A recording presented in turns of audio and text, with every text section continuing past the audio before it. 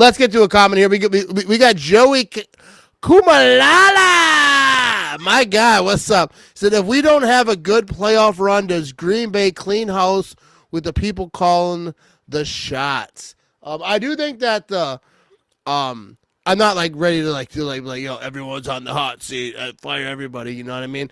But Yeah. I do think the expectations are high this year. They're not going to talk about youngest team in the NFL, and they're not going to talk about all, even if they are, like Matt LaFleur kind of said at the end of the year. A couple players echoed that this offseason.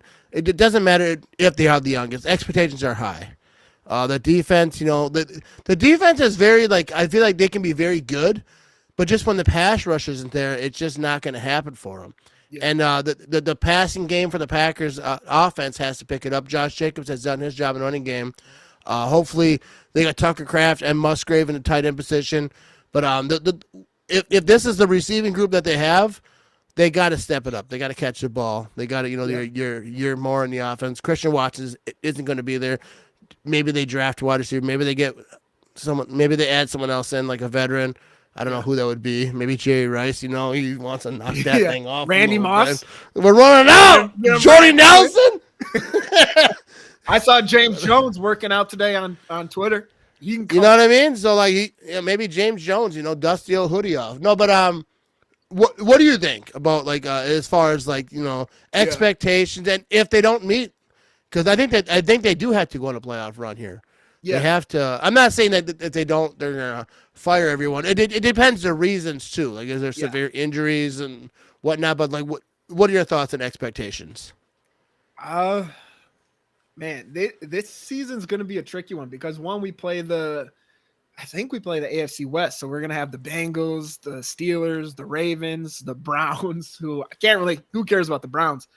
Those three teams going to be tough games. And then this NFC North, 6 games in the division with the Lions already one of the top teams in the NFL from last season. You had the Bears making really positive moves. The Vikings, it really all falls back onto J.J. McCarthy, but weapons there with Aaron Jones. The pieces around the offense around J.J., great. And then they're adding to their defense, especially that defensive line, bringing in their own corner, or I should say keeping their own corner. It's going to be a tough division. So this year is really tough to be like, if they don't have a good playoff run, it's a problem because the NFC, man, it's going to be tough because then you even look at those wild card spots. Not only are you battling with your own division, you look over at the NFC East. Now you have the Eagles, the Super Bowl champions, and then the Commanders, who they just beat in the NFC Championship, who are also improving their team. So it's going to be probably one of the hardest, theoretically. A lot of things can change until then. It's going to be one of the hardest years to even get into the playoffs. So I think there's going to be a little bit of grace there. And then you look at this wide receiver room. I think we're going to have to draft somebody because even just looking at the signings right now, and we haven't even seen Jamar Chase get his $40 million a year contract. But you look at these lower level people like Shakir on the Bills got around I'll just say around 15 million. Darius Slayton got 12 million a year. We have Dobbs coming up on a contract. He falls in that area. Statistically, he's in the same area Shakir was. He's going to get money. He's going to get at least the mid-teens. Christian Watson, I know he has an injury, but we took him in the second round. He's a freak athlete. If we want him on the team, it's going to be, again, mid-teens to 20 million a year. So we're going to have to draft a receiver we're going to probably lose one of them. There's a lot of moving pieces to where I think expectations are high, but there's still going to be a little bit of grace to not. I think at most we finally fire Rich Bisaccia, but I don't see Hafley the highest paid special teams coordinator in the league. I don't see LaFleur or Goody or Hafley being fired, especially because we're going to have a new team president come in. Like the last thing he's going to want to do is come in and be like, "We're blowing it up." Like it would not be a good look. Yeah. Ed Policy, he's gonna have some policies of his own. But I hate you. That was a good one. I like that. I like that. I'm clever. No, but let's talk about his wide receivers real quick. Christian Watson, right?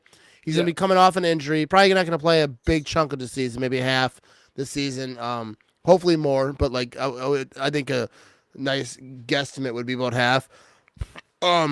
So if he comes out and balls out. Yeah, has a good time. I think the Packers could still get him on pretty cheap. Coming off an injury, I think that they could probably get him pretty reasonably. But Romeo Dobbs, like you mentioned, these guys going into a contract, they could pop off. Like Romeo Dobbs, I think is a dude that can do. He can be that guy. Wicks, I think too. I'm not saying like be the number one guy, but like he can be a guy that he can be a very very very good weapon. But they got to catch the ball, and I feel like next year, like obviously this offseason, they're probably working on that, especially Wicks. You know, he's got to catch the ball, but not to compare him, everyone, but it's the one guy you can compare him to is Devontae Adams. Like he had a very rough start. Everyone was like, get rid of him, cut him, trade him, whatever, and he ended up being a pretty good wide receiver. So like, I think it's silly to like write these guys off, and like we'll see like what they do this year. But I feel like this year they're gonna have a lot of reason to be good because money. Going into like next season, like whether it's for the Green Bay Packers or someone else, they want to make their money. And if they're all good, the Packers, like you say, they can't keep them all. But I don't know what my point was with this, but I feel like these wide receivers, not just the wide receiver, I feel like the passing game, Jordan Love, the offensive line, even pass protecting, the tight ends, everyone, like it has like in those meetings, this passing game has to be better, and it should be better. Jordan Love is better than this. Obviously, he had some injuries last year, but do you feel like this passing game, like as it stands today, like maybe they add a rookie, but like if they don't add a big time free agent, do you think that this passing group can be successful this season? And if you don't think so, then just lie to us. Yeah, I'll lie. No, I think they're going to take a step up individually. I think with Watson with Watson being out most of the season, if we don't find that speedster, that big playmaker, it's going to put a damper on everybody. But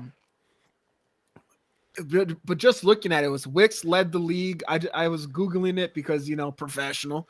While you were talking, Wicks led the league with 18% drop rate. He only had 9 drops, but since he wasn't as target as much as of the next player I'm going to mention, he had a higher drop rate. Who led the team in drops was actually Jaden Reed with 10 of them. Lower drop rate because he was getting more targets, but he had 10 drops. Wicks had 9. Dobbs had 7. Take away half of those, and a lot of situations change for the Packers. It just, I don't know. I think that just that improvement alone, Wicks, and you look at those charts, like separation against corners, like the man is a crisp route runner. If we can fix those drops and just lower that drop rate, that changes the offense. Get Musgrave healthy. That's going to be a big aspect to the passing game. I think there's definitely, I don't want to be all sunshine and rainbows. Dude, do it. Well, no, I'm about to be a downer. I would say the ceiling for this group has definitely lowered in my mind compared to where I was last year of like, this group's great because we've seen when one player's out, it throws off the whole dynamic. We're going into the year with one player out, and we're going to have to see how we replace it. But one of those guys, I don't know. I think there's too much talent in that room to not have one of them take a big step forward this year. We saw glimpses of it with Jaden Reed, fell off towards the end of the year. Dobbs was having his concussions, his injuries, his missed game for whatever reason they had to deal with. And then Wicks was just Wicks this year. He had a lot of drops, some splash games and plays, but just inconsistent young, dumb plays that has to change. Because like you said, people aren't going to say youngest team in the NFL anymore. That was cute a couple years ago. Now it's annoying if we keep bringing it up. It's like, yeah, you might be young. Get over it. You're in the big boy league. We need you to win. Sorry. Like, it is what it is. So we'll see what happens.